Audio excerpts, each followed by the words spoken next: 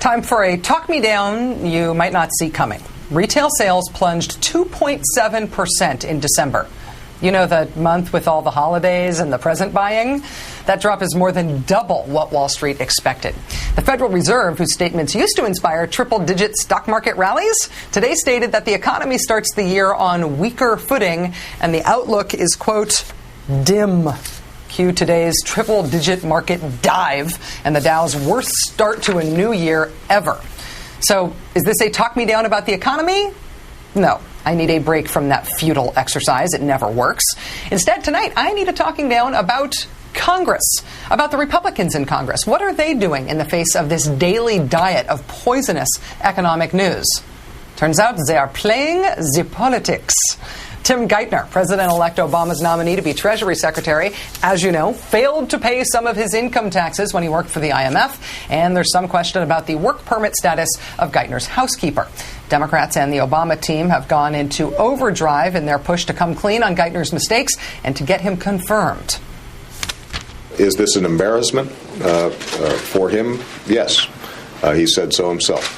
But it was an innocent mistake. It has been corrected. He paid the penalties.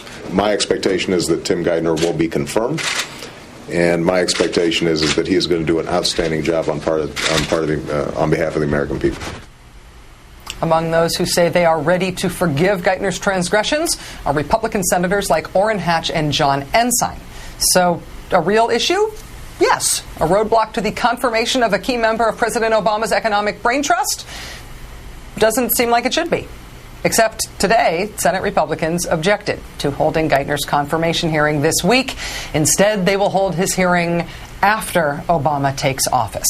According to Politico, the Senate Finance Committee's top Republican, Charles Grassley, asked for a few more days to investigate Mr. Geithner's taxes and his housekeeper. And that means so long, hit the ground running on day one on the economy. Now, with all due respect, we're not talking about who gets to be on the presidential physical fitness board or something, and that is very important. What we're talking about here is the economy. This is the Treasury Secretary. This is the guy who's about to get all of Henry Paulson's power. Is this political holdup in Congress a really bad sign for what to expect from the minority party on economic issues in Congress? Now, even when things are this bad, this is the subject on which I need a talking down.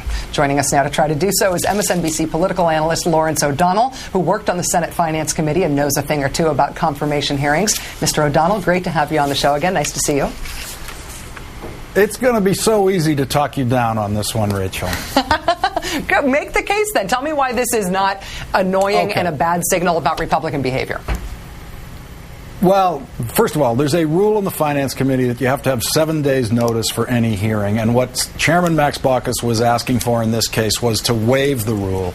And a couple of Republicans said, you know what, we would like to use the rule this time, and that's why it's scheduled for 7 days from now, so that we can actually do some homework on this new thing that we've just been told about, 24 hours ago. So in my experience working in the committee, this is a perfectly reasonable response, perfectly reasonable thing for Max Baucus to, happily allow them to do. We've seen this before. In Paul O'Neill's confirmation as President Bush's first of many secretaries of the Treasury, he had, in fact, a small tax problem like this, a small tax problem involving a domestic worker, which he had to get straightened out and paid back taxes on over a number of years, 3 or 4 years, as I recall.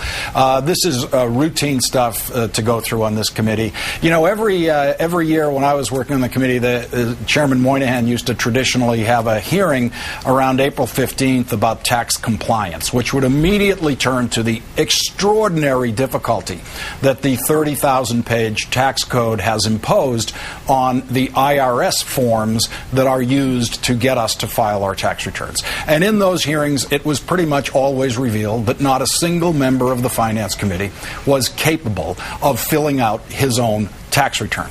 And so Orrin Hatch, who's been on the committee for a long time, knows that. That's why he's having a perfectly reasonable public response to all of this. And Orrin Hatch is not some lefty Republican, as you know. Orrin Hatch, when he speaks, represents a minimum of 20 other Republicans in the Senate. Well, that's part of the reason, though, why I think this is irksome because nobody's actually making the case that this is a bigger deal than it seems, that this represents a real problem for Geithner. Nobody on the Republican side is even saying that this is going to pose any sort of serious threat to his confirmation process, but yet this delay has to happen. When this initially came out, Republicans said, this is small ball. We've got bigger issues at stake. So it's maybe the timing here that seems like the thing to worry about, why the delay has now been put into effect. Well, I think what the Republicans see here is an opportunity, actually, to get a larger and more intent focus on the big issues. I think they will actually use this delay to prepare a tougher set of questions for Geithner on his role in constructing the bailout that has become unpopular and was unpopular when it was moving through the Congress, to press him more sharply on the big issues of the future in his role as Treasury Secretary with his jurisdiction over TARP funds. So, and actually having the hearing the day after the inauguration, I think they expect will give that hearing much more focus than it would have been able to get on Friday of this week in the ramp up to the inauguration and have the coverage of the hearing dumped into weekend coverage. So I actually think the Republicans hope that they can get a larger focus the day after the inauguration on their first business meeting in the Finance Committee on these very large issues. So I think you're probably going to see this, this tax thing, this odd thing in his tax returns become something of the size of the, Clinton financial conflict of interest issue in the Foreign Relations Committee. In other words, it just kind of disappeared in the Foreign Relations Committee and the focus was elsewhere. I think you'll probably see a very similar emphasis in the Finance Committee next week. MSNBC political analyst Lawrence O'Donnell, you are officially the second person in the entire history of this TV show. Rachel, I will defend the Finance Committee to you night after night. They are a fairly reasonable group in the Senate.